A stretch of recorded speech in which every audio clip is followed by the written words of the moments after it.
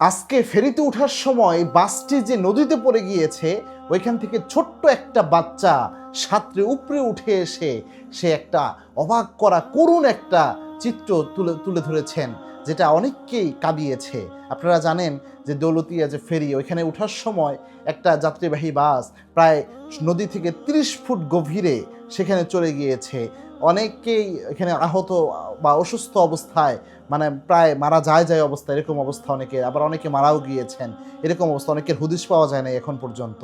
তো এই যে করুণ ঘটনাটা ঘটেছে আপনারা দেখেছেন, এই সময়ে একটা ছোট্ট বাচ্চা, 7-8 বছরের বাচ্চা হবে, আস্তে আস্তে সাঁতরে এসে তাকে মানুষ উদ্ধার করলো। যখন উপরে আসার পর সে এবং তার মা দুইজনই কিন্তু বাসের মধ্যে ছিল।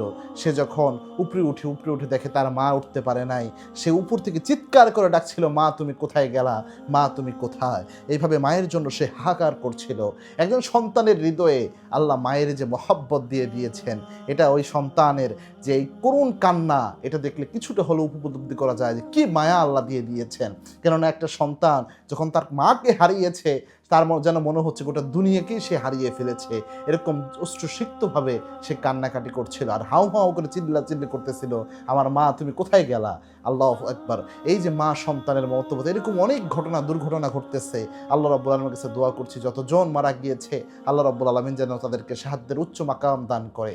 এবং আল্লাহর হাবিবের হাদিসও এটা, এইভাবে যদি কেউ মারা যায় হঠাৎ বিপদের মধ্যে, ওই ব্যক্তির অন্তরে যদি শাহাদাতের ইচ্ছা থাকে আর যদি ঈমানের উপর অবিচল ওই ব্যক্তি থাকতে পারে, শাহাদাতের মৃত্যু আল্লাহ তাকে দান করে দেয়।